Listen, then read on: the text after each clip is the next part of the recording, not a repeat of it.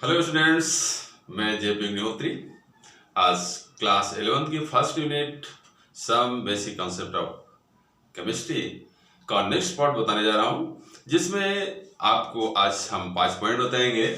यहाँ पर है, फर्स्ट है एटॉमिक मास, सेकंड है मॉलिक्यूलर मास, थर्ड है फार्मूलर मास, फोर्थ है मोलर मास और फिफ्थ में जो सबसे महत्वपूर्ण है यहाँ पर, इसी में हम आज ज्यादा से ज्यादा कॉन्सेप्ट करेंगे, चर्चा करेंगे, इसको क्लियर करेंगे। मोल कॉन्सेप्ट, मोल संकल्पना। तो यहाँ पर चूंकि ये सभी चीजें हमको पहले से मालूम है, आप लोगों ने भी पढ़ा होगा कि यहाँ पर एटॉमिक मास यानी परमाणु भार। देखिए, एटॉमिक मास या परमाणु भार किसी भी तत्व के परमाणु का वह भार शो करता है जो कि C12 जो स्टैंडर्ड माना गया, C12 के एक परमाणु के 1/12 भाग यानी 1/12 वाट से कितने गुना भारी है, कितने गुना भारी है, ये उस तत्व का परमाणु भार होगा। अब यहां पर जब आपको एटॉमिक मास मालूम हो गया, सीधी सी बात है कि एटॉमिक मास मतलब किसी एटॉमिक मास इक्वल बराबर होता है तत्व के यानी एलिमेंट्स के एक एटम का भार बटे C12 के 1/12 भाग का मान, ये एटॉमिक मास कहलाएगा। अब यहां पर आपको एक साथ में यहां ध्यान में रखना है, बहुत सरल चीज है। आपको यदि ये मालूम हो गया कि परमाणु भार के स्टैंडर्ड इकाई C12 को लेगा, स्टार्टिंग में तो हाइड्रोजन ले गया था क्योंकि वो नेचर में फर्स्ट एलिमेंट था, और साइंटिस्टों ने ये भी पहले मतलब कंफर्म कर दिया था, माना ही था कि प्रत्येक all universe made by hydrogen, मतलब पूरा संसार ही हाइड्रोजन से बना हुआ है। उसी के किसी न किसी रूप से, कॉम्बिनेशन से, रिएक्शन से अन्य तत्वों की संरचना हुई, इसलिए उसको सबसे पहले स्टैंडर्ड मान लिया गया। बट बाद में इसको नेग्लेक्ट कर दिया गया और बीच में ऑक्सीजन को भी लिया गया, उसको भी नेग्लेक्ट किया गया। ये बहुत ज्यादा आप किताब में लिखा भी हुआ है, आप उसको देख सकते हैं। लास्ट में C12 को माना गया क्योंकि C12 एक स्टेबल एलिमेंट्स था और C12 की खास तौर पे उपलब्धता यहाँ पर नेचर में लगभग 98.982%, ये भी एक पॉइंट है। ये कभी कभी क्वेश्चन आता भी है कंपटीशन में भी, तो इसको ध्यान रखना है। तो शेष जो C13 भी, C14 भी है, उसके लगभग 1% के आसपास है, ये अपने ध्यान में रखना। तो इसलिए इसको हम स्टैंडर्ड लिया गया यहाँ पर, और ये बताया गया है कि आप ध्यान रखें, चाहे यहाँ पर ये पॉइंट एटॉमिक मास है, बिल्कुल सरल सी चीज है, ये मॉलिक्यूलर मास है, ये फार्मूलर मास है, ये तीन चीजें आपको ध्यान में रखना है। ये केवल स्टैंडर्ड इनमें सभी में C12 का 1/12 भाग, सीधी सी बात है। यहां पर यदि एक एटम का एटॉमिक मास, परमाणु का द्रव्यमान हमें ज्ञात करना है, तो एक परमाणु का भार किसी कार्बन के C12 के 1/12 भाग से कितने गुना भारी है, तो वो परमाणु भार हो गया। यदि अणु को हम शो करें उसके सापेक्ष, तो मॉलिक्यूलर मास हो जाएगा। मतलब किसी भी यौगिक का या तत्व का भी अणु हो सकता है, तो तत्व या यौगिक का एक अणु C12, स्टैंडर्ड ध्यान रखना, स्टैंडर्ड आपको बोला नहीं है, स्टैंडर्ड क्या है, C12 का 1/12 भाग, 1/12 पार्ट ऑफ कार्बन, ये स्टैंडर्ड है, अपने को ध्यान रखना, सीधी सी बात। बस इसको आपको ध्यान में रखें। बाकी चाहे आप जो भी फार्मूलर मास हो, चाहे एटॉमिक मास, मोलर मास, फार्मूलर मास, एनी मास, यदि अणु द्रव्यमान है तो अणु कितना गुना भारी है। फार्मूलर मास, फार्मूला आप जानते हैं, कोई भी फार्मूला होगा। जैसे मान लो कि फार्मूलर मास क्या होगा, जैसे मान लो NaCl है, या मान लो कि H2SO4 है, तो इसका टोटल ऑफ मास, जैसे सोडियम 23 प्लस ये क्लोरीन का 35.5 35.5 एवरेज जितना होता है वो इसका ये फार्मूला किसी भी यौगिक का फार्मूला होगा, सूत्र होगा, तो फार्मूलर मास होगा, वो भी इसी पर स्टैंडर्ड पर ही डिपेंडेंट है। मतलब ये कितने गुना भारी है C12 के 1/12वें भाग से, चाहे वो एटॉमिक हो, चाहे मॉलिक्यूलर हो, चाहे फार्मूलर मास हो, ये सभी चीजें कितने गुना भारी। यहां तक कि ये मोलर मास भी इसी में आप कर सकते हो।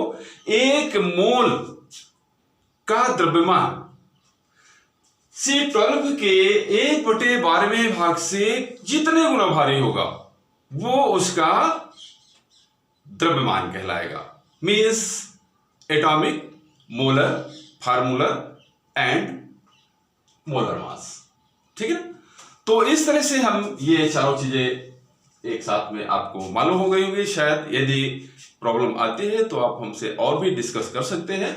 अब हम मेन रूप से चलते हैं मोल कॉन्सेप्ट में। अब यहां पर जो सबसे महत्वपूर्ण पॉइंट है 5वां, मोल कॉन्सेप्ट, मोल संकल्पना। मोल, ये देखो यहां पर रसायन शास्त्र में सबसे छोटे का ये मोल संकल्पना क्यों हुई। मोल संकल्पना का मूल कारण ये है कि चूंकि पदार्थ बहुत सूक्ष्म अणु परमाणुओं से मिलकर बना हुआ होता है, उसके एक परमाणु का के भार का कोई अस्तित्व नहीं है, इसलिए यहां पर एक कल्पना की गई। क्योंकि रसायन शास्त्र की जो रासायनिक अभिक्रियाएं हैं वो नंबर ऑफ पार्टिकल्स पर डिपेंडेंट है, सीधी सी बात। भले उसको फिर हम मास में कन्वर्ट कर लें। जैसे फिजिक्स में आप देखो, बिल्कुल एक छोटा सा उदाहरण हम आपको देते हैं क्यों यहां पर मोल कॉन्सेप्ट का मूल रीजन क्या है। फिजिक्स और केमिस्ट्री के हम वैल्यू थोड़ा सा आपको बताएंगे। जैसे किसी फिजिक्स में आप पिंड की संहति वहां पर महत्वपूर्ण होती है, और रसायन में वहां पर काउंटिंग यानी नंबर, वहां पर नंबर ऑफ पार्टिकल्स काउंट करते हैं।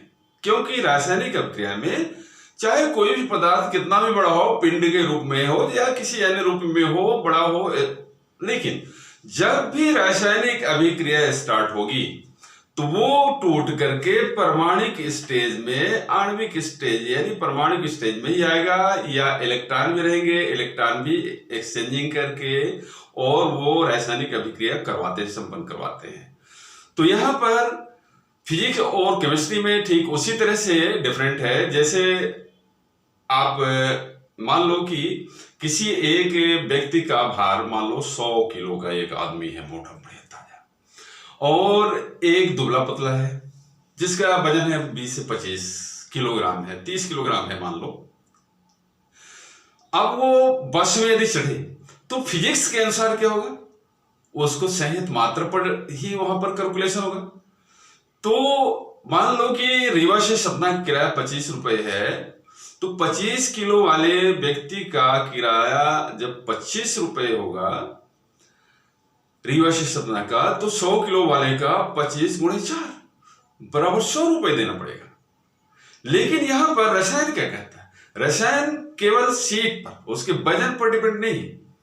वहां पर सीट पर चाहे वो 10 किलो का बैठे, चाहे 25 का, चाहे 100 किलो का, चाहे 150 किलो का बैठे, एक सीट का मतलब 25 रुपए, मतलब 25 रुपए।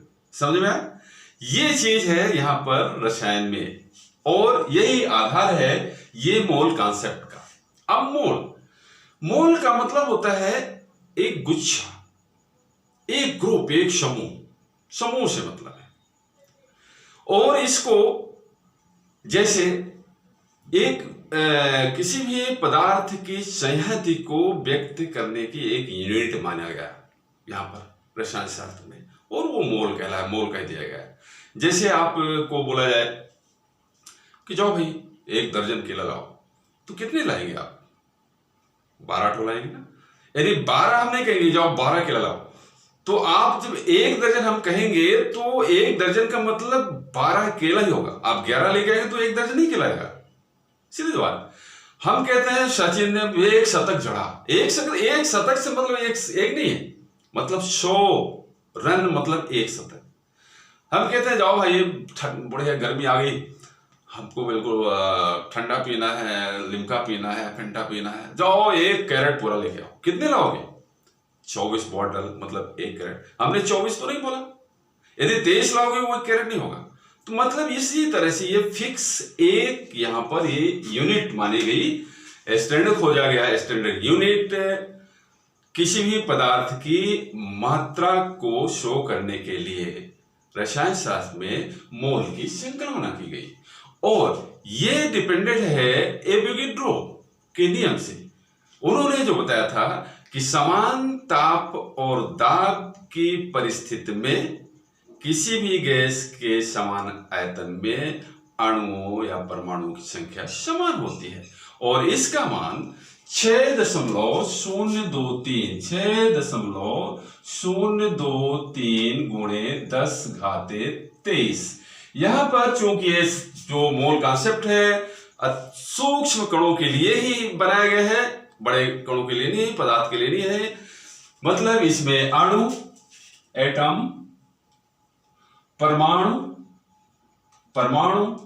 अणु यानी मॉलिक्यूल्स, आयंस और इलेक्ट्रॉन आदि जितने भी सूक्ष्म कण हैं उनके लिए ये मान दिया गया है। मतलब ये एवोगैड्रो संख्या है। इसको आप सुविधा के लिए 6.022 भी लिखा गया है गुणे 10⁻23, या इसको आप आजकल 6.02 भी माना गया है, इसको भी छोड़ दिया गया है गुणे 10⁻23। ये कोई भी मान आप यहां पर कर सकते हैं। ये एवोगैड्रो नंबर है, एवोगैड्रो संख्या है, और यही 1 मोल में उपस्थित अणुओं परमाणुओं की संख्या होती है। जैसे हाइड्रोजन को ले लें।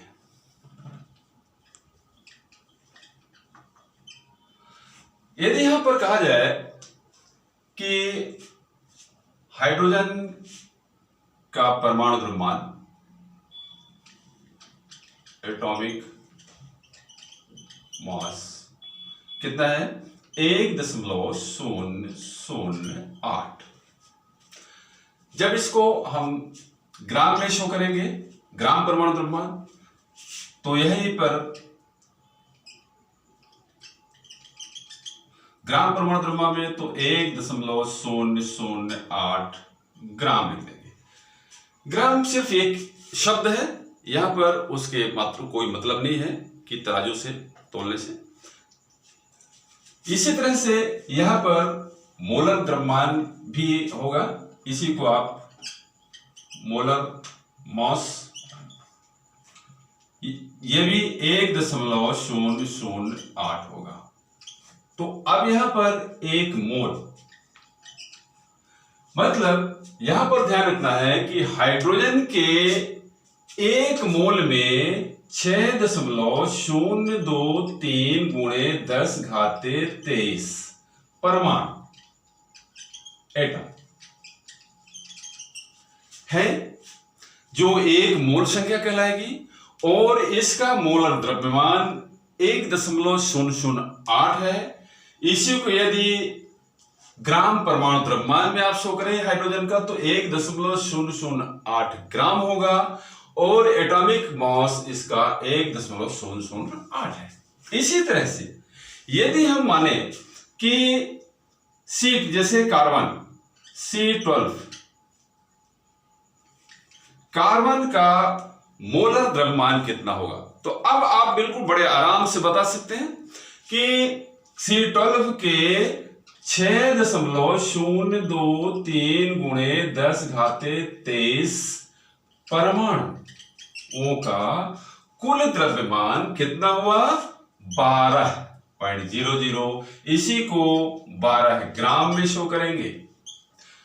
और यहां पर ये मोलर मास भी इतना होगा और मोल की संख्या होगी 1, एक मोल, ये भी एक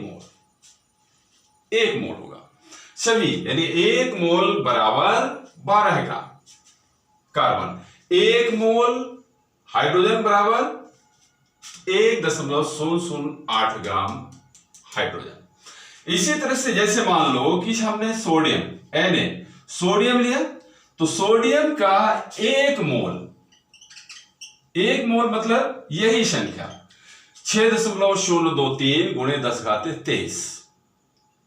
इस का मान कितना होगा 23 ग्राम। अब सीधे आप 23 ग्राम आप लिख सकते, तो 23 ग्राम सोडियम बराबर 1 मोल, और 23 ग्राम में कितने परमाणु होंगे सोडियम के 6.023 गुणे 10⁻23। अब जैसे मान लो कोई क्वेश्चन आता है कि आप बताएं कि 0.5 मोल सोडियम में कितने अणु या परमाणु होंगे सोडियम के। बड़ी सरल सी चीज है। तो यहां पर चूंकि हमें मालूम है कि 1 मोल सोडियम में 6.023 गुणे 10⁻23 परमाणु है। पूछ रहा है कि 0.5 मोल, ये 1 मोल है, 1 मोल में इतने हैं, तो 0.5 मोल में कितने सोडियम के परमाणु होंगे। तो इसका सीधे आप 6.023 गुणे 10⁻23 बटे 2, 0.5 बटे 2 कर देंगे आप, जितना आएगा ये इसका मान हो जाएगा। ठीक है ना। इस प्रकार से हमारा मोल कॉन्सेप्ट क्लियर होता है। यदि इसमें अभी आपको ऐसा लगे कि इसमें कुछ और भी छूट गया है, हमें जानना है, तो आप हमारे कमेंट बॉक्स में कमेंट कर आप पूछ सकते हैं। हम तत्काल या उसको जितना जल्दी हो सकेगा रिप्लाई देने की कोशिश करेंगे। Thank you.